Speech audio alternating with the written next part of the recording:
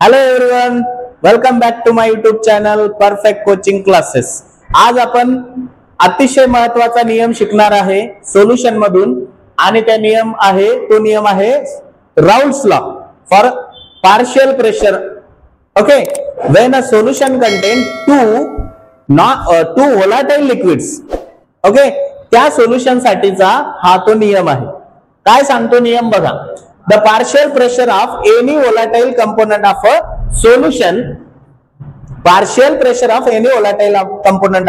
solution is equal to the vapor pressure of pure component multiplied by its mole fraction in the solution।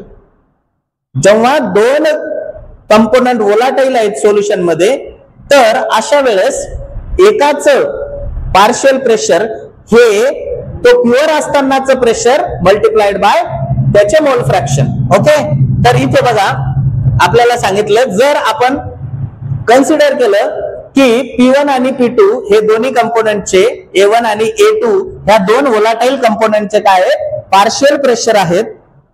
Okay, काय P1 आणि P2 आणि X1 आणि X2 solution मध्ये त्यांचे मोल fraction असतील, तर अशा वेळेस अकॉर्डिंग टू राउल्स लॉ पहिल्या कंपोनेंटचं म्हणजे A1 चं partial pressure is equal to काय असेल, तो प्युअर असतानाचं वेपर प्रेशर गुणिला त्याचे मोल फ्रॅक्शन सोल्युशन मध्ये, आणि दुसऱ्या कंपोनेंट A2 चे मोल फ्रॅक्शन पार्शियल प्रेशर काय असेल, P02 म्हणजे तो प्युअर असतानाचं प्रेशर गुणिला काय त्याचे मोल फ्रॅक्शन सोल्युशन मध्ये। ओके, बट आपल्याला माहिती आहे अकॉर्डिंग टू डाल्टन्स लॉ काय असतो, Dalton's law total pressure of a solution is equal to P1 plus P2, आणि P1 म्हणजे हे आणि P2 म्हणजे हे, त्या दोन्ही व्हॅल्यू जर आपण या इक्वेशन मध्ये पुट केल्या तर हे फायनल इक्वेशन आपल्याला अजून एक गोष्ट माहिती आहे की x1 is equal to 1 minus x2 असतं। Why? Because x1 plus x2 is equal to 1 असतो, त्यामुळे x1 इज इक्वल टू काय असेल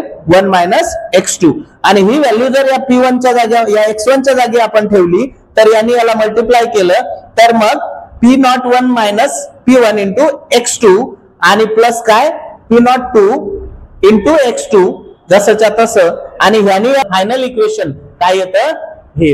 ओके, हे टोटल प्रेशर आहे, equation for total pressure of solution. Okay, so this is Raoult's law. Okay, thank you.